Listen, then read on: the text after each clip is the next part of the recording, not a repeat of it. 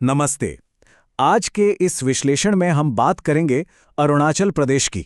वहां सरकार ने हाल ही में कुछ ऐसे जबरदस्त कदम उठाए हैं जो पूरे सरकारी सिस्टम को ही बदल कर रख देंगे। मतलब एक तरफ तो खर्चों में भारी कटौती, जिसे हम ऑस्टेरिटी या मितव्ययता कहते हैं, और दूसरी तरफ प्रशासन और सुरक्षा को एकदम हाईटेक बना देना। तो चलिए, बिना किसी देरी के सीधे डिकोड करते हैं कि आखिर कम बजट में इतना तेज आधुनिकीकरण कैसे हो रहा है। क्या कोई सरकार रातों रात अपना पूरा सिस्टम अपग्रेड कर सकती है, वो भी तब जब खर्च कम करने का भारी दबाव हो? अक्सर माना जाता है कि मॉडर्नाइजेशन के लिए पानी की तरह पैसा बहाना पड़ता है, राइट? लेकिन अरुणाचल प्रदेश का मॉडल एकदम अलग है। यहाँ टेक्नोलॉजी और स्मार्ट प्लानिंग एक साथ मिलकर काम कर रहे हैं। तो आइए देखते हैं कि ये गेम चेंजिंग बदलाव जमीन पर कैसे उतर रहा है। आज के हमारे इस विश्लेषण का रोड मैप कुछ ऐसा रहेगा। सबसे पहले बात होगी कैबिनेट की एफिशिएंसी और ऑस्टेरिटी के कदमों पर। फिर हम देखेंगे ई ऑफिस का पेपरलेस टारगेट। उसके बाद आईएलपी सिस्टम का बड़ा अपग्रेड, क्यूआर कोड और आधार से जुड़ी सुरक्षा, और आखिर में इन नियमों को जमीन पर कैसे लागू किया जा रहा है, यानी इन्फोर्समेंट। तो सबसे पहले बात करते हैं कैबिनेट की एफिशिएंसी और खर्च कम करने की पहलों के बारे में। ये फैसले सीधे तौर पर प्रधानमंत्री की उस अपील से जुड़े हैं जिसमें संसाधनों के बेहतर इस्तेमाल की बात कही गई थी। बेसिकली कम संसाधनों में ज्यादा और बेहतर आउटपुट देना। सीधा 50% की कटौती। जी हां, मुख्यमंत्री, उप मुख्यमंत्री और मंत्रियों के जो बड़े बड़े वीआईपी काफिले होते थे, उन्हें अब एकदम आधा कर दिया गया है। अगर हम सोचें, सड़कों पर कम गाड़ियां, कोई फालतू तामझाम नहीं, और ईंधन की कितनी भारी बचत। अब मंत्री स्थानीय दौरों और ऑफिस जाने के लिए सिर्फ एक ही गाड़ी का इस्तेमाल कर रहे हैं। कहते हैं ना, बदलाव की शुरुआत हमेशा टॉप लेवल से होती है, और ये कदम बिल्कुल वही साबित कर रहा है। 24 डिग्री सेल्सियस सुनने में ये बस एक मामूली सा नंबर लगता है ना? लेकिन इसका असर बहुत बड़ा है। अब सभी सरकारी दफ्तरों में एसी का तापमान कम से कम 24 डिग्री पर सेट रहेगा। एक्सपर्ट्स मानते हैं कि एसी का तापमान सिर्फ 1 डिग्री बढ़ाने से ही लगभग 6% बिजली बचती है। अब जरा अंदाजा लगाइए, जब पूरे राज्य के बड़े बड़े सरकारी भवनों में ये नियम लागू होगा तो कितनी बिजली और पैसों की बचत होगी। छोटी छोटी चीजें मिलकर ही तो बड़ा बदलाव लाती हैं। और बात सिर्फ गाड़ियों या एसी तक सीमित नहीं है। पूरा का पूरा एक ऑस्टेरिटी इकोसिस्टम तैयार किया गया है। सबसे चौंकाने वाली बात यह है कि मंत्रियों और अधिकारियों की विदेशी यात्राओं पर पूरे 1 साल का बैन लगा दिया गया है। इसके अलावा वर्चुअल फर्स्ट पॉलिसी आ गई है। मतलब जहां तक हो सके मीटिंग्स ऑनलाइन ही होंगी। कारपूलिंग और पब्लिक ट्रांसपोर्ट को बढ़ावा दिया जा रहा है। नई गैर आपातकालीन गाड़ियों की खरीद पर रोक है, और सिर्फ 5 स्टार एनर्जी रेटिंग वाले इलेक्ट्रॉनिक्स ही खरीदे जा रहे हैं। ये सब कम में ज्यादा करने की एकदम सॉलिड रणनीति है। अब बढ़ते हैं अपने अगले पॉइंट की तरफ, पेपरलेस ई ऑफिस का लक्ष्य। यहां पैसों और ऊर्जा की बचत को सीधे तौर पर डिजिटल अपग्रेडेशन से जोड़ा जा रहा है। मार्च 2027, इस तारीख को नोट करना जरूरी है। अरुणाचल प्रदेश पहले से ही ई ऑफिस के मामले में देश के टॉप राज्यों में आता है, लेकिन अब टारगेट और भी बड़ा है। राज्य के जो बेहद दूर दराज और दुर्गम पहाड़ी इलाके हैं, वहां इंटरनेट और कनेक्टिविटी की दिक्कतों को तेजी से सुलझाया जा रहा है। लक्ष्य ये है कि मार्च 2027 तक राज्य के सभी अधीनस्थ और सर्कल कार्यालयों को 100% पेपरलेस कर दिया जाए। मतलब सरकारी दफ्तरों में धूल खाती कागजी फाइलों का दौर अब सच में हमेशा के लिए खत्म होने वाला है। अब आते हैं एक बहुत ही अहम मुद्दे पर, आईएलपी सिस्टम का आधुनिकीकरण। यहां हम देखेंगे कि कैसे यही डिजिटल अपग्रेड राज्य की सीमाओं और आंतरिक सुरक्षा को एकदम फुल प्रूफ बना रहा है।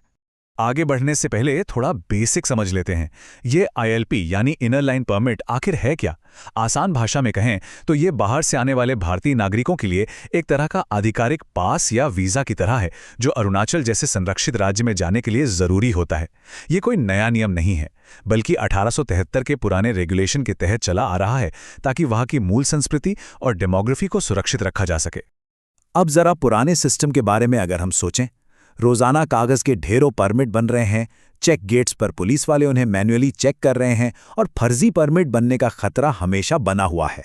लेकिन अब इस पूरे पुराने सिस्टम को उठाकर ईआईएलपी इकोसिस्टम में बदल दिया गया है, पूरी तरह से डिजिटल। इसमें क्यूआर कोड है, आधार का इंटीग्रेशन है, और लोगों को रियल टाइम में ट्रैक करने का फीचर है। ये पुरानी कागजी व्यवस्था से एक बहुत बड़ी और हाईटेक छलांग है। चलिए अब इस नई डिजिटल सुरक्षा के मुख्य हिस्से को देखते हैं, क्यूआर कोड और आधार आधारित सुरक्षा। ये एक ऐसा डिजिटल वेरिफिकेशन है जिसे चकमा देना मुश्किल ही नहीं, नामुमकिन सा है। तो जमीन पर ये काम कैसे करेगा? प्रोसेस एकदम सिंपल, लेकिन सिक्योरिटी के मामले में बेहद कड़क। पहला स्टेप, राज्य में प्रवेश से पहले डिजिटल अप्लाई करना होगा, और वो भी आधार ऑथेंटिकेशन के साथ। दूसरा स्टेप, अगर कोई मजदूरी या काम के लिए आ रहा है तो उसका पुलिस वेरिफिकेशन अनिवार्य है। और अंतिम स्टेप, जब कोई चेक गेट पर पहुंचता है तो कागज दिखाने का कोई झंझट नहीं, बस परमिट पर छपे क्यूआर कोड का रियल टाइम स्कैन होगा।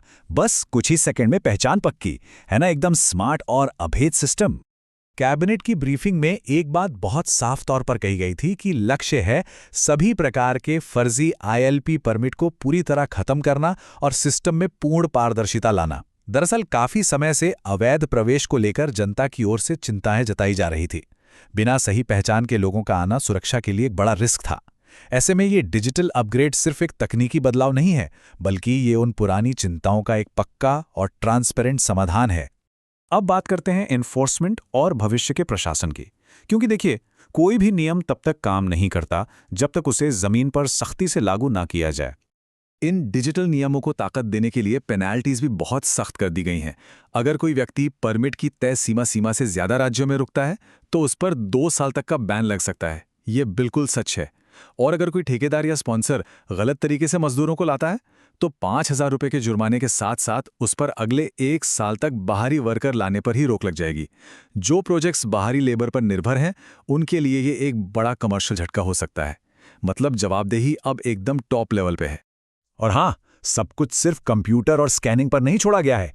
जमीनी स्तर पर भी एक्शन पूरी तेजी पर है। स्पेशल डिस्ट्रिक्ट टास्क फोर्स बनाई गई हैं।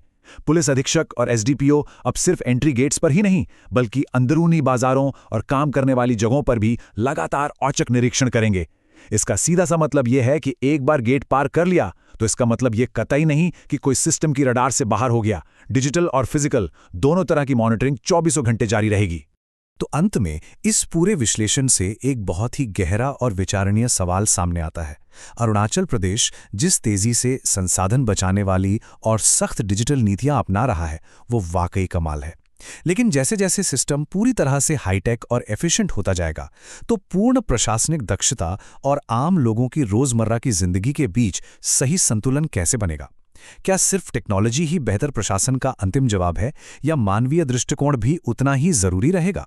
ये सोचने वाली बात है। आज के इस विश्लेषण में हमारे साथ जुड़ने के लिए बहुत बहुत धन्यवाद।